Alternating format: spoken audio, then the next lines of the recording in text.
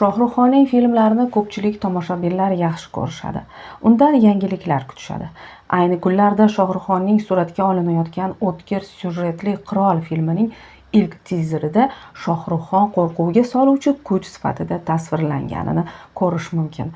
2026-yilda ekranlarga chiqadigan Sidharth Anandning bu filmining ilk tizeri Shohruxxonning tug'ilgan kunida paydo bo'ldi va muxlislarga ularni nima kutayotgani haqida ozmuncha tasavvur berdi.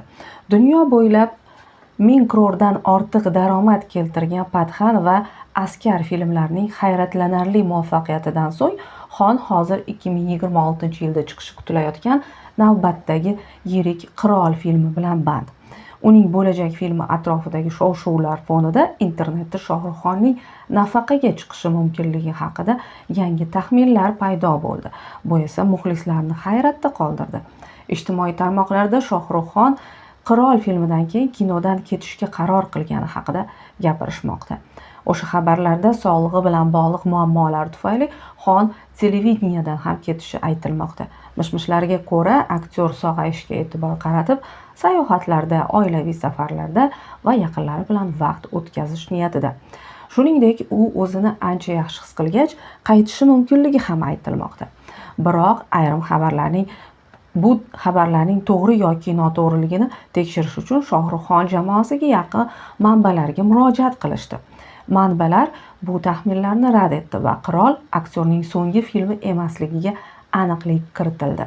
Bu xabarlar haqiqatga to'g'ri kelmaydi. Shohruxxon yaqin yillarda yangi filmlarda suratga tushish niyatida, deyiladi manbada. Premyera sanasi rasman tasdiqlanmagan bo'lsa-da, Qirol 2026-yilda kinoteatrlarda namoyish etilishi kutilmoqda. Film allaqachon katta shov-shuvlarga sabab bo'ldi va uning jangovar ruhda bo'lishi aytilmoqda. Bundan tashqari, Shohruxxon obrazi hayotning turli bosqichlarida ko'rsatilishi mumkin deyilmoqda. Aytishlaricha, filmda Raghav Juel va Abhishek Bachchan gavdalantiradigan ikki yovuz qahramon bo'ladi. Aktyorlar jamoasida Deepika Padukone va Suhana Xon ham bo'lishi kutilmoqda. Bu esa Suhananing otasi bilan birinchi filmi bo'ladi. Muxlislar yana bir muhim mishmishdan hayajondalar.